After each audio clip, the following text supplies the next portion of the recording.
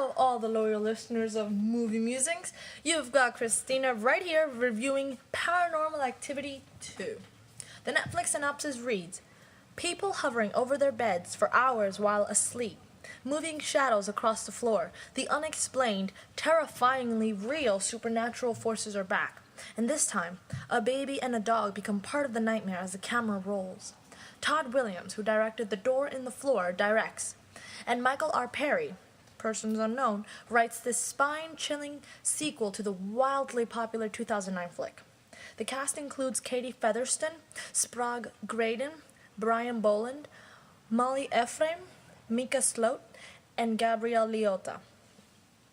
Okay, so I'm gonna assume most of you were, just like Surajo and I, assuming that this was a sequel to Paranormal Activity that came out last year.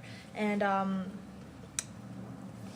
I thought it was a standard thing that if you're gonna see a part 2, you should always see a part 1. But turns out this isn't a sequel. It's a prequel, and I was a little miffed about that. I wish they had specified it. It explains the backstory without saying this is the backstory of what actually happened. If you guys saw the first one, and I'm hoping you did, the first one with Katie and Mika, they're back in this one, but it explains like 60 days before Mika died, before everything went haywire in their house, how it all started. It was also another thing that I didn't like about the film was that they didn't explain the timing. All of a sudden we just have to, okay, a year has elapsed. They explain it in dialogue once, so you have to pay attention to what they're saying to know that a whole year has elapsed and nothing at all creepy has happened in that year. But as the story keeps unfolding, it's kind of like they skip parts, or I don't know if this is an editing technique or something they did specifically for the film and its style. But like, let's say someone was gonna go get a cup of coffee.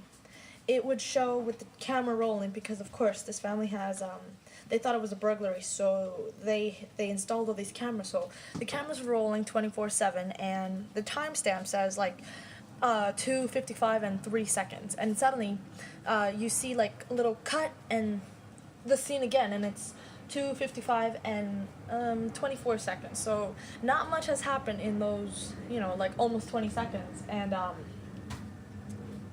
it's like, why not just let the scene play out?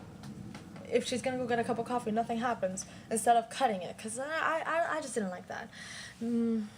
But that's just my own opinion.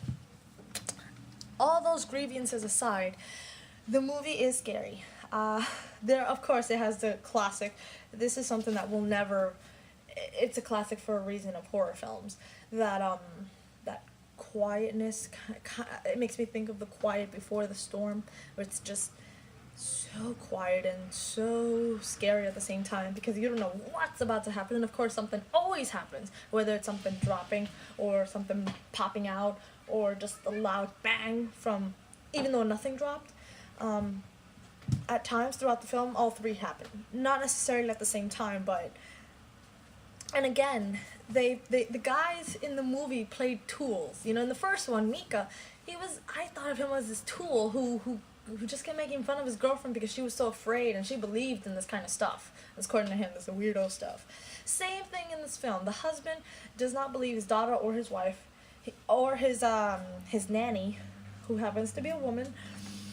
He's like, I don't want to hear this weirdo stuff. Only when it was irrefutable evidence that it was just happening right in front of him and what was actually captured on film that could not be explained any way you tried, only then did he start to believe. And even then, he didn't really want to talk about it. It was like, you know what, it happened, let's never speak of it again, never. Somebody else gets dragged in this film, just like in the first one, and you don't know when it's gonna happen, but it does, and it's really scary also. I remember I kept hearing people in the theater screaming out and like making very jittery movements. very edgy, so to speak, because everyone was on edge. Your nerves get tense watching this film. Even Sarajo, and Sarajo doesn't get scared easily. He was like, just like me. When certain parts, it was just, you know what? It got you. It just got you.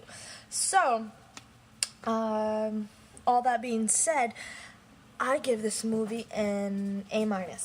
Just because of the grievances I had earlier. I just couldn't get over that.